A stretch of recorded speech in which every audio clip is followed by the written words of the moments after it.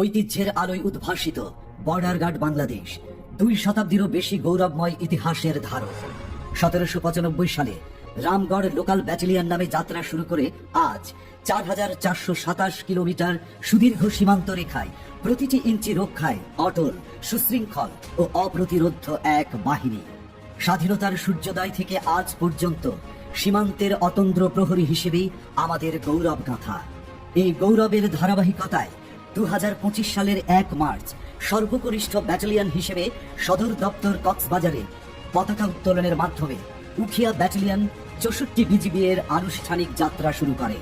এই ব্যাটালিয়নের ক্ষেত্র নির্বাচিত হয় উখিয়া ও টেকনাফের দুর্গম পাহাড়ি অঞ্চল, নাফ নদী সংলগ্ন জঙ্গলাকীর্ণ জলাভূমি, সংঘাতপূর্ণ সীমান্ত ও চ্যালেঞ্জে পরিপূর্ণ জনপদ।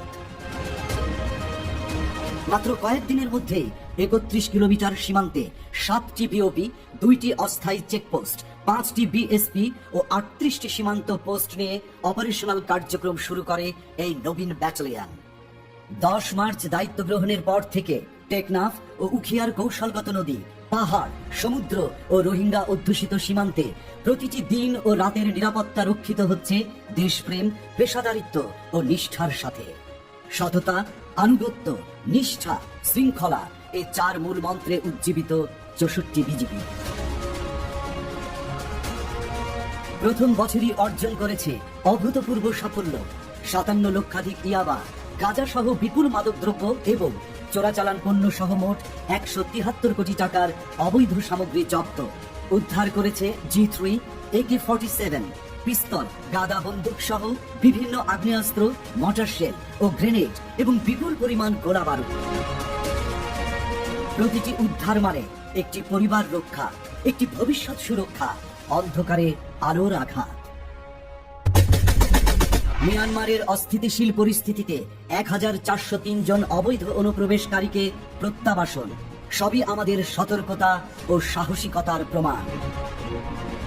ইন এইড টু সিভিল পাওয়ারের আওতায় দুর্গাপূজা, বৌদ্ধ পূর্ণিমা এবং 2026 সালের জাতীয় সংসদ নির্বাচন ও গণভোটে দেশের সবচাইতে ঝুঁকিপূর্ণ 2টি এলাকা মহেশখালী এবং উখিয়াতে নিরবিচ্ছিন্ন দায়িত্ব পালন করে সর্বমহলে প্রশংসিত হয়েছে এই ব্যাটালিয়ন।